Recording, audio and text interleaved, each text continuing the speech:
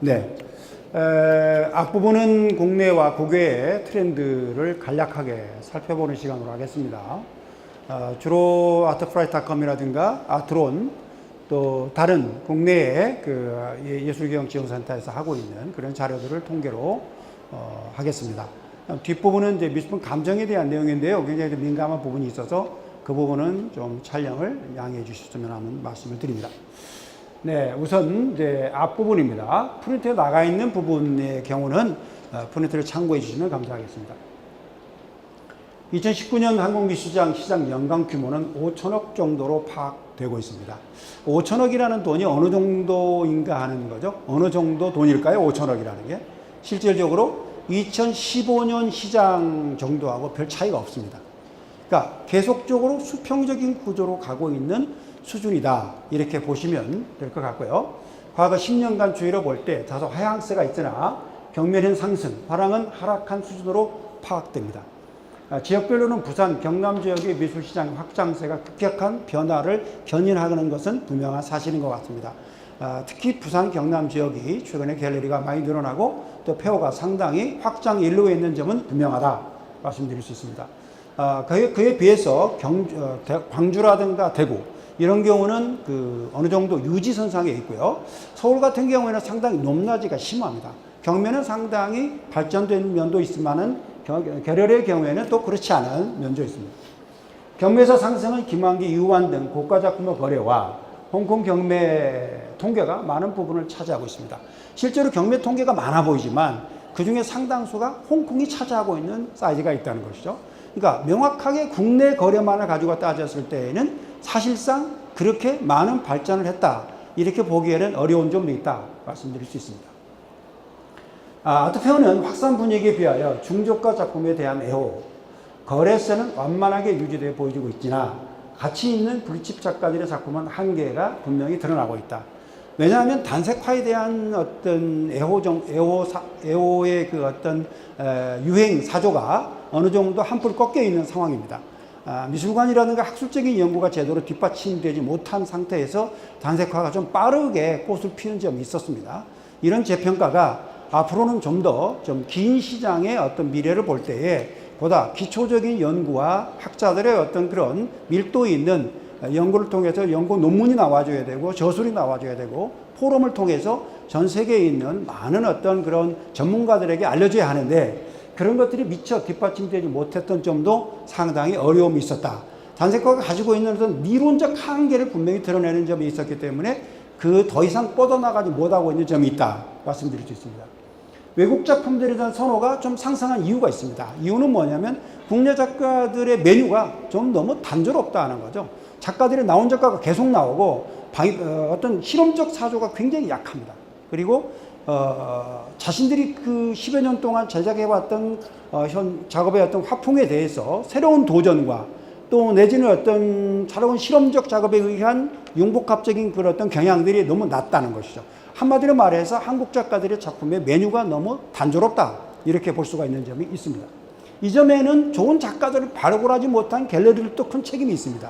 사실은 학교에서 이렇게 대학원쯤 학생들을 보면 굉장히 다양한 학생들이 있거든요. 근데 이건 학교에 책임이 있는 거예요. 왜냐하면 많은 학교에서 학생들이 교육할 때에 뮤지엄형 교육을 하지 마켓형 교육을 하지 않아요. 이렇기 때문에 앞으로 학생들이 어떤 생계를 책임질 수 있는 마켓에 대한 것은 일종의 터봇이 되고 지나치게 어떤 비영리 공간에만 집중되어 있는 교육체계도 문제는 있다. 이렇게 볼 수가 있겠습니다. 금융시장, 부동산 투자의 제한된 분위기 속에서 요즘 금융시장 어렵죠? 그 다음에 부동산도 굉장히 어렵잖아요. 미술품이 대체 투자의 포트폴리오로 인식된 것은 사실입니다. 그렇기 때문에 정말 좋은 작품들의 경우에는 대체 투자의 포트폴리오로서 구성되는 경우가 상당히 있다라는 걸 볼 수 있죠. 아직도 아무리 어려워도 좋은 작가들의 좋은 작품을 항상 선전하게 되어 있습니다. 이런 측면은 불변의 원칙이죠. 고가 작품에만 치우친 거래 구조로서 중저가 시장의 확대가 아직도 많이 요구되고 있다 하는 점입니다. 이게 바마 같은 경우는 중저가 시장이 주를 이루고 있죠. 사실 바마 같은 이런 갤러리 부스가 작년에 비해서 굉장히 늘어나고 한 130개, 40개 정도 늘어나고 또 관람객 수가 아마 내일이나 모레 같은 경우 많이 올 것으로 보여지는데요. 우리나라 미술 시장의 어떤 새로운 어떤 전환점이 될 수 있는 굉장히 중요한 어떤 견인차 역할을 할 수 있다. 이렇게 보여집니다. 보완점은 미술계의 그 다음에 이제 글로벌 작가와 비교할 때 전체적으로 어느 정도 유사한 흐름을 보여주고 있습니다. 글로벌 시장도 요즘 상당히 어려운 상태예요. 우리만 어려운 건 아닙니다. 그런데 지나치게 고가 작품만 치우친 거래 구조로서 중저가 시장이 굉장히 중요하다. 이건 지나치게 극과 극이 너무 지금 벌어져 있다는 것이죠. 그러니까 특히 이제 프랑스 같은 경우를 봐도 파리에 가보시면 몇십 달러짜리 작품들이 거리에서 즐비합니다. 쉽게 살 수가 있거든요. 근데 우리나라의 경우에는 너무 가격 차이가 심하게 벌어져 있는 것이 굉장히 문제가 있다라고 볼 수 있습니다. 미술계에 다양한 작가들이 존재하나 시장에서 취급되는 작가들의 경향이 매우 제한적이다. 여기에는 특히 갤러리들이 조금만 마음을 열고 작가들을 좀 발굴해 나가는 노력을 하는 것이 굉장히 중요하다고 말씀드릴 수 있습니다. 작가들의 경우도 마음을 열고 정말 시장에 뛰어들 수 있는 어떤 가능성이라고 하는 것이 평생 있는 건 아니거든요. 정말 몇 번에 밖에 기회가 없어요. 근데 그런 기회를 포착하고 자기 자신들이 포트폴리오를 만들어서 적극적으로 대시하는 그런 노력이 굉장히 중요하다. 상당히 재질이 있고 좋은 창의력을 가진 학생들이 현장에 부딪히면서 작가로서 가는 길을 포기하는 경우를 너무 많이 봤습니다. 이런 것들이 그래서 이제 저희 같은 경우에는 대학 학부에 예술 경영 트랙이라는 트랙을 만들었어요. 전공 하나를. 그래서 실기 전공 학생들이 아트 마켓에 대해서 강의를 들을 수 있도록 과목을 열어놓은 거죠. 근데 각 대학마다 그런 노력이 굉장히 필요하다는 것을 강조하고 싶습니다. 질적 수준을 위한 작가들의 도전적 실험과 발표 기회 확장이 중요하다는 것이죠. 지나치게 처음부터 마켓으로 나오면 작가들이 굉장히 혼란스러워요. 그러니까 중간 단계의 어떤 그걸 거치는 과정이 좀 필요합니다. 이번에 그 예경에서 지원을 했고 또 여기 지금 젊은 작가들의 작품을 좀 이렇게 실험적으로 보여주셨는데 한 두세 점 작품은 굉장히 좋더라고요. 근데 저런 전시들을 내년에는 좀 배로 확장하셔서 보다 도전적인 정말 저기에서 깜짝 놀랄 만한 그런 어떤 작품들이 좀 많이 나와야만 미래가 있습니다. 저러한 부스들을 좀 내년에는 강화하셔서 다음 미래를 열어갈 수 있는 작가들의 도전 정신을 좀 확장시켜주면 좋겠다. 이번에 예경에서 그 호언한 것은 굉장히 잘했다고 생각이 됩니다. 컬렉터, 애호가를 위한 교육기회 확대. 이번에 지금 아마 바마가 우리나라 아트페어 역사상 가장 강좌를 재미있게 짠 아트페어 중에 하나입니다. 박수 한번 쳐주세요. 네. 쉽지 않습니다. 쉽지 않고 굉장히 외국에서도 오시고 다양하게 짰더라고요. 근데 이런 교육의 장이 왜 아트페어만 있어야 합니까? 평상시에도 아카데미 스타일로 해서 많이 열어달라. 그 예산이 어떻게 될지 모르겠습니다만은 좀 많은 사람들에게 기회를 줄 수 있도록 해달라. 그런 측면을 부탁드리고 싶습니다. 마린시티가 엄청나게 이 빌딩만 올라갈 것이 아니라 예술에 대한 GNP도 좀 확확 올라갔으면 좋겠다. 이런 얘기입니다. 네. 그 다음에 이제, 회화 시장이 80% 가깝게 점유하고 있습니다. 이거 문제가 있거든요. 조소작품이 너무 적고, 한국화도 너무 적고, 판화가 너무 안 나와 있어요. 사진작품도 너무 적어요. 장르가 너무 한쪽으로 치우쳐진 것도 좀 문제가 있다 하는 겁니다. 이건 것도 좀 다양성에서 좀 문제가 있는 거 아니냐. 이런 점을 앞으로 좀 고려했으면 좋겠다. 페어를 주관하시는 쪽에서 그것은 약간 유도할 수가 있어요. 100%는 안 되죠. 하지만 유도를 할 수가 있기 때문에 이런 측면들은 조금 고려하셔서 앞으로 좀 작품의 다양성을 좀 확보해달라 말씀드리고 싶습니다. 다만 이번 바마가 정말 또 잘한 게 하나가 있습니다. 고미술 콜라보. 이건 우리나라 최초거든요. 근데 이게 굉장히 아주 깜짝 놀랐어요. 오늘 아주 추사 김정희부터 시작해서 겸재정성까지 아주 대단한 작가들의 작품들이 나왔어요. 굉장히 좋았고 또 이런 것은 조금 더 내년에 가서 혹시 부스가 열려진다면 좀 확대된다면 더 확산된 어떤 부스를 열어도 좋지 않을까 생각이 듭니다. 그리고 오늘 경매를 열어놓으셨는데 그걸 경매를 하신다는 건가요? 어떻게 된 건가요? 별도의 경매를 하십니까? 어떻습니까? 안 합니까? 그렇다면 나는 이렇게 생각해요. 일부는 경매를 실시 좋다고 봐요. 끝날 때쯤 가서 일부는 경매 붙여보는 거죠. 굉장히 액티브한 변화가 될 것이라고 생각이 됩니다. 미술 기반 시설로서 부산 경남의 경우 미술 시장과 확산과는 달리 공립 살인미술관이 너무 없어요. 아주 좀 하부 구조가 안 되어 있는 상황입니다.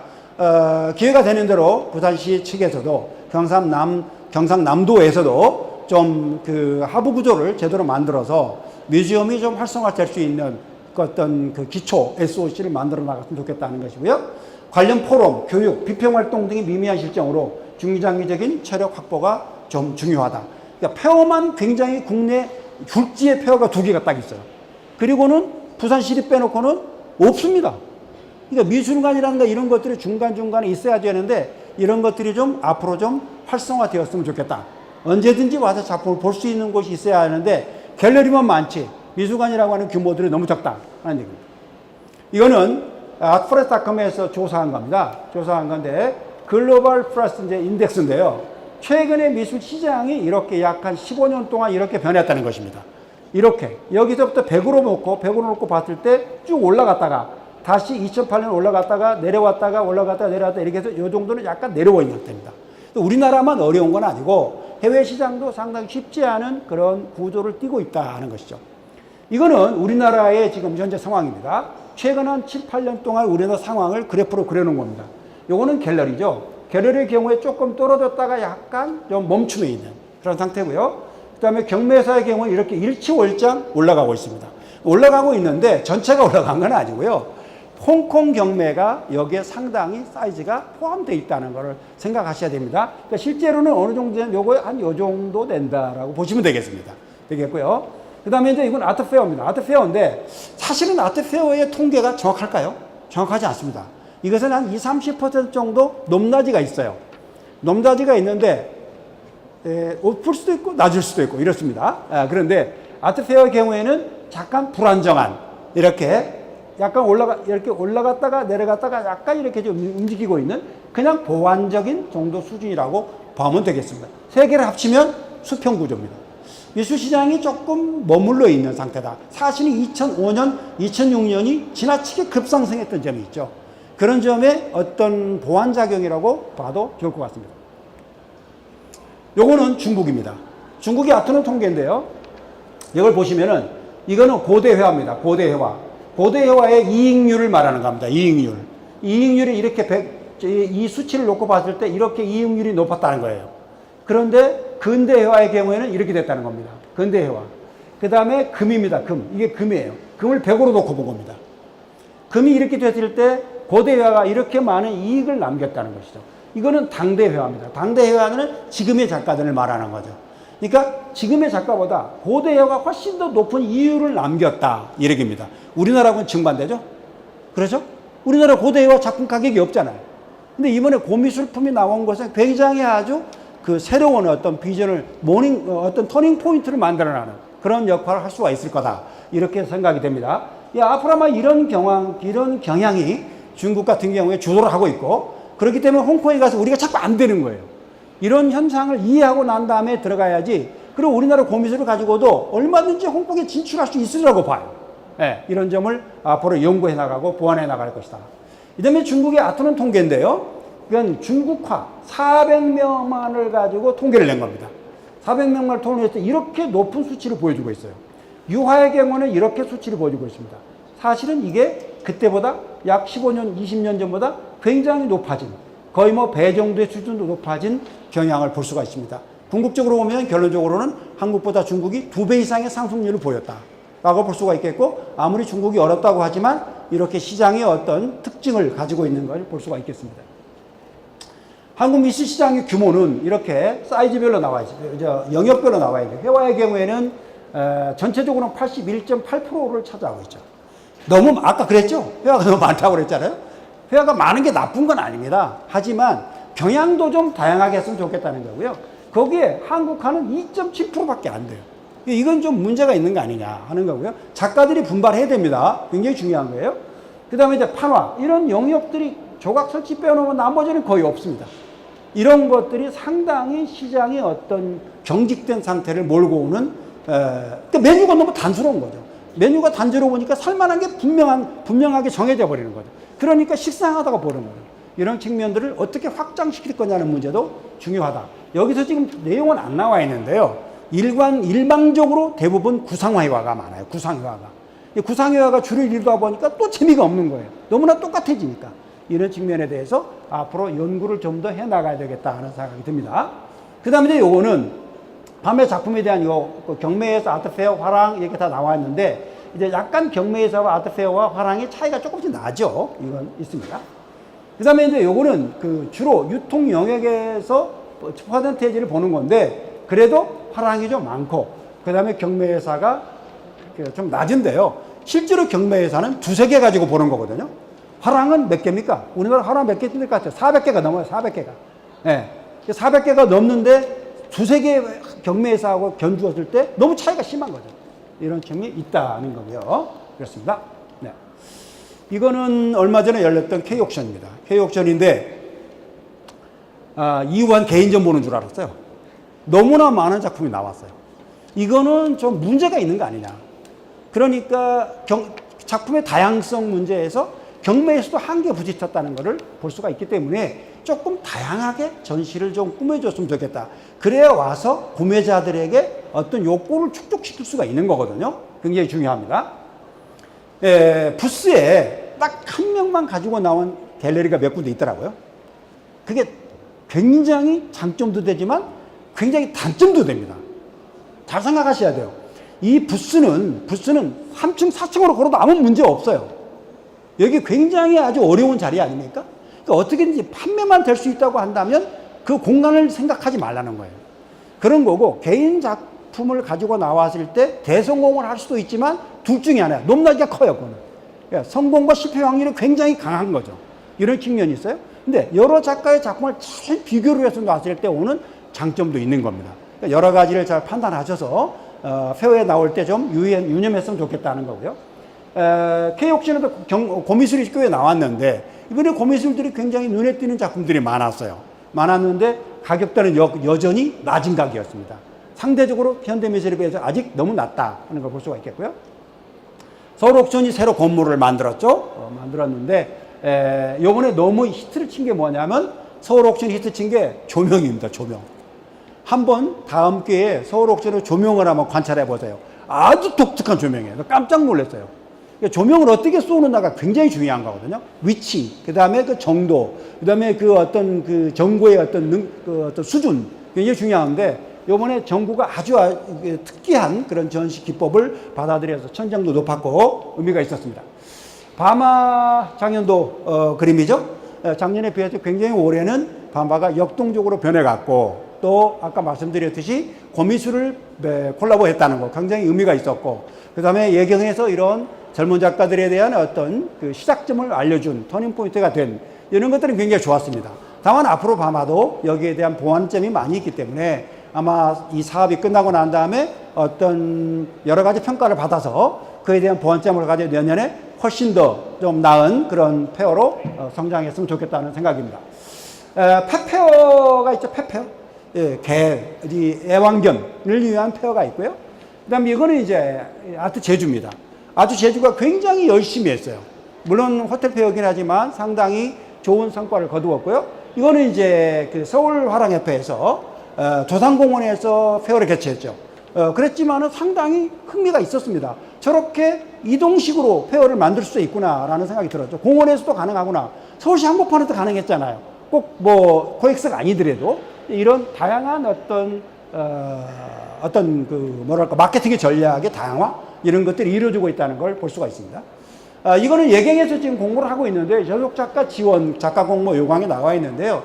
작년에 이제 저희가 화랑협회하고 공동으로 해서 이거를 제안을 했던 것이 이번에 선택이 됐습니다만은 조금 아쉬운 점이 있어요. 이거는 제한 조건이 있기 때문에. 하지만 이런 것들을 적극적으로 보시고 또 이런 안을 계속적으로 정부에다 어떤 제안을 해서 이게 실현될 수 있도록 노력을 할 것입니다. 할 것인데 좀 하면 무슨 소용이 있습니까? 많이 참여를 하셔서 여기에 좀 이걸 활용 가치가 있을 수 있도록 노력해 주시는 것도 시장의 몫이라고 생각이 됩니다. 요거는 제가 한 6개월 동안 연구한 자료들인데 이거는 이제 우리나라와 외국의 지금까지 역대 최고가를 분석한 겁니다. 역대 최고가. 비싼 가격을 보셔야 그래도 오늘 기분이 좋으시잖아요. 그렇지 않습니까? 그런데 최고가를 분석한 건데요. 김환기부터 시작해서 쭉 지금 작품이 다 나와 있잖아요.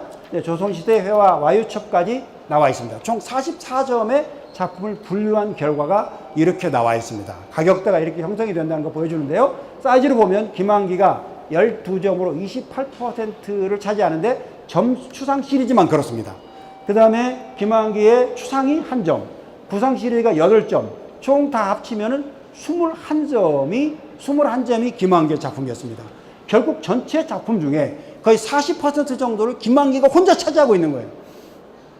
김한기 선생님의 작품은 훌륭하고 평가할 만하지만 이게 정상적인 미술시장입니까? 그렇죠?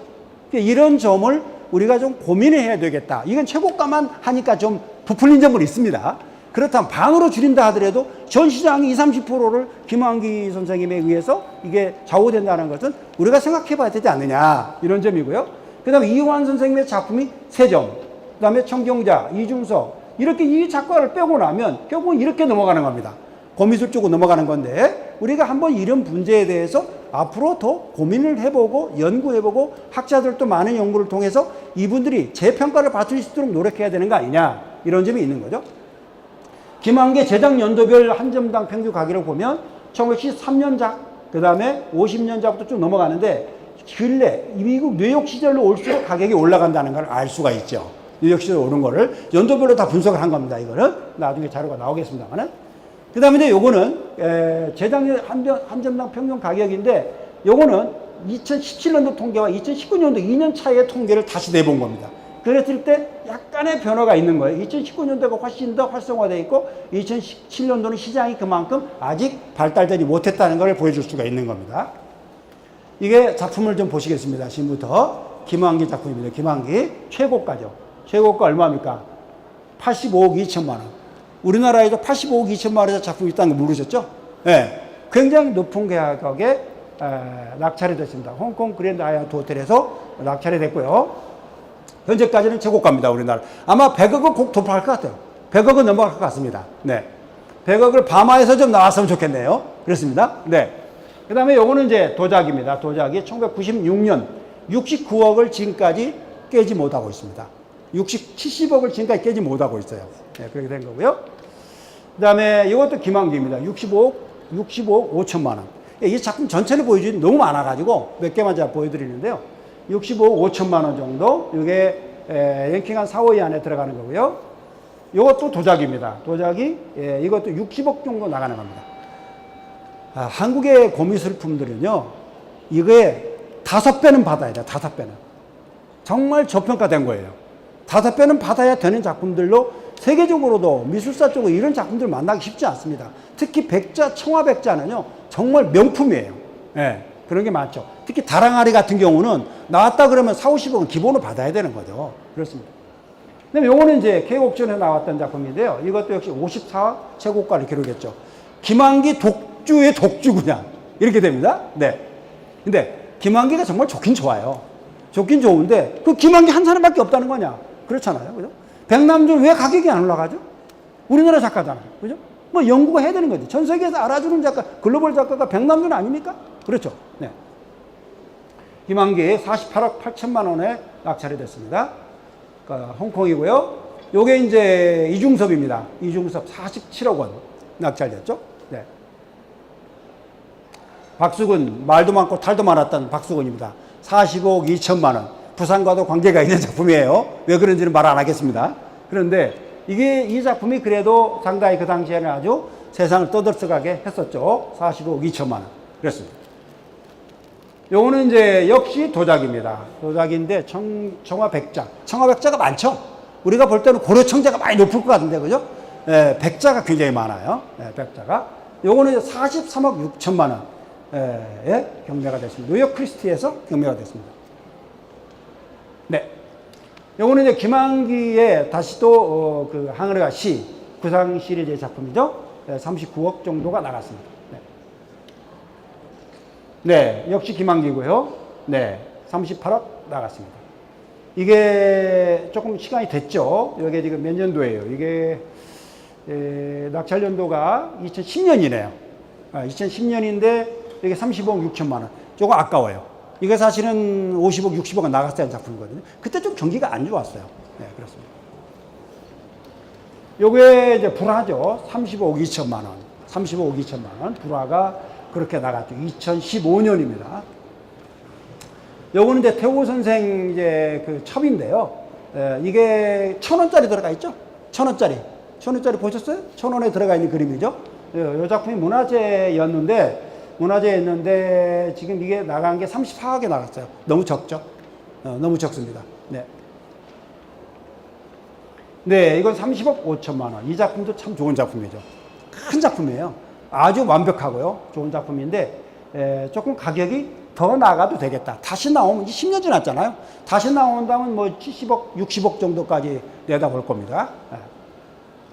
그 다음에 박수근 작품의 역시 이제 이전 작품이죠. 2007년 25억 원. 네. 그 다음에 요게 이제 뉴욕 크리스티에서 나갔던 건데요. 1994년 낙찰 작품입니다. 24억. 지금 오래된 낙찰 가격이죠. 그런데도 불구하고 지금 봐도 정말 작품들이 좋잖아요. 네, 고미술의 가능성을 보여주는 굉장히 의미 있는 경우라고 볼 수 있겠습니다. 백자대호 2018년 5월에 나간 겁니다. 24억 7천만 원. 네. 요거는 21억. 김한기, 이우환 선생 작품으로서는 가장 높은 가격에 기록이 됐습니다. 21억에 나갔는데요. 네. 홍콩 세일입니다. 요거는 김한기. 요거는 이제 우리 고미술 중에 이제 철조, 석가, 열애좌상 이게 나가는데 20억에 판매가 됐죠. 사실은 좀 이런 평가가 아직은 좀 너무 낮다라고 말씀드릴 수 있겠습니다. 박수근이고요. 네, 청정전 선생님이 이게 두 번에, 처음에는 15억에 나갔다가 나중에 20억으로 나갔죠. 이 두 번이가 나온 작품인데요. 20억 원에 마지막 낙찰이 됐습니다. 2018년도네요. 이전에도 한번 나왔던 작품이죠. 청정전 선생님 작품 중에는 가장 고가의 낙찰이 됐습니다. 김한기, 이우환, 백자, 네, 이렇게 해서 한국미술품의 랭킹을 제가 반으로 잘라서 보여드렸는데 총 40점인데 20점 정도 보여드렸거든요. 어때요? 총체적인 종합적인 의견은 어떻습니까? 결국에는 얼마만큼 한국적인 정체성을 지니고 있냐에 귀결되고 있습니다. 마지막에 가서는. 그러니까 그런 측면에 대한 어떤 작가들의 연구, 내지는 어떤 학자들의 어떤 연구가 굉장히 필요하다는 것을 말씀드릴 수가 있겠습니다. 아무튼 그리고 좀 지나치게 메뉴가 다양화돼야 되는데 너무 단순화되어 있다 하는 거. 작가 수가 너무 적고 한정되어 있다는 점에 대해서 우리가 더 분발해야 되겠다 이런 생각이 듭니다. 그 다음 글로벌 아트 마켓 잠깐 보도록 하겠습니다. 작가별 작품 수 통계입니다. 요거는 피카소가 가장 많습니다. 가장 많고 크림트, 마크 로드코, 모딜리아니 이런 식으로 쭉 나갑니다. 이거 나가는데 요게 지금 인기 순위예요. 결과적으로는 이게 인기 순위인데 요거 이제 보면 클로드 모네, 반고흐, 윌리엄 데쿠닝, 잭슨 폴 이렇게 나가는데 재밌는 거는 조금 우리가 미술사에서 봤던 세잔느나 뭐 무슨 반고흐나 이런 사람들보다 오히려 크림트라든가 로드코라든가 이런 작가들이 앞서 있다는 거죠. 이 인기도에서.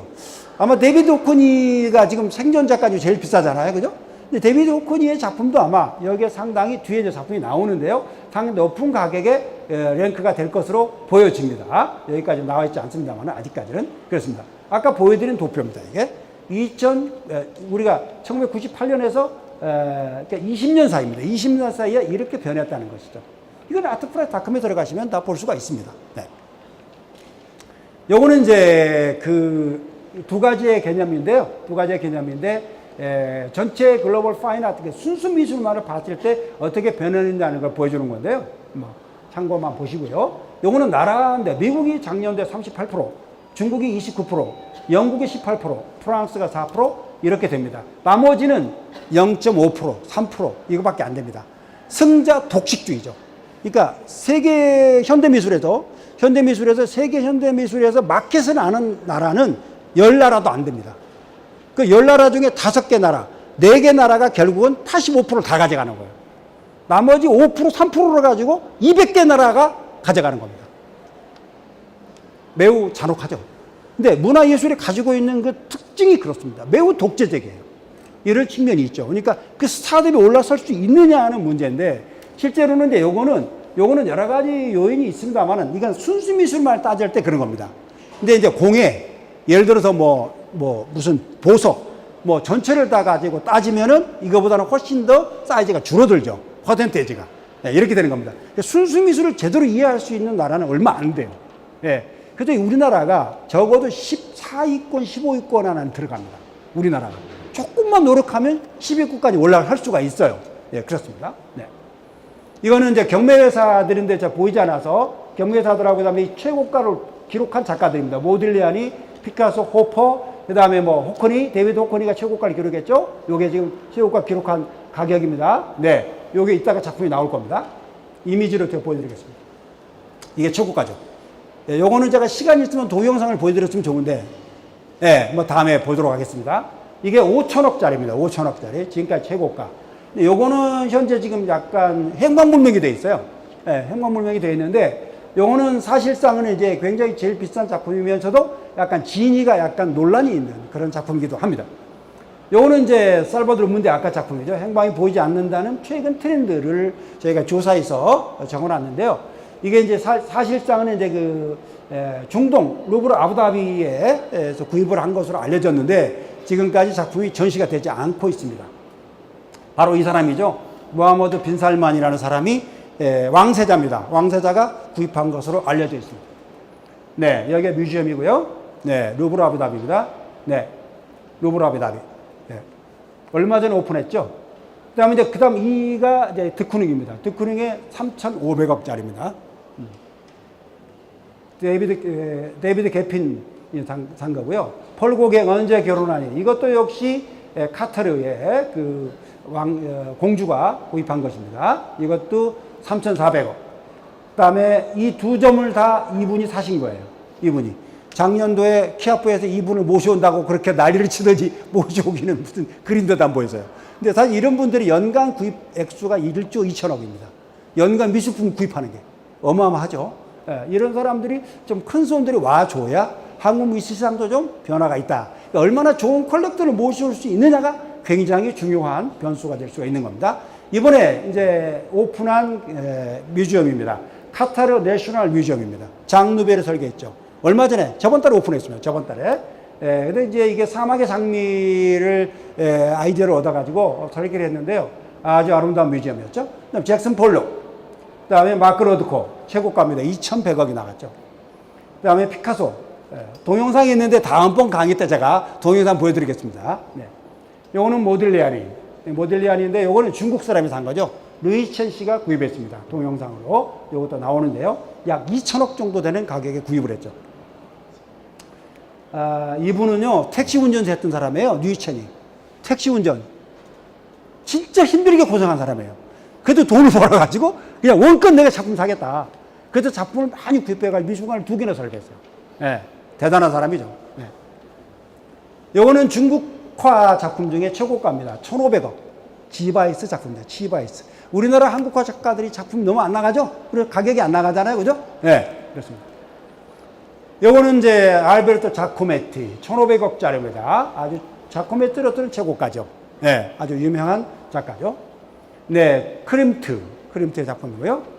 네, 뭉크의 파스텔라입니다. 파스텔라 1,350억에 나갔습니다. 파스텔라인데요.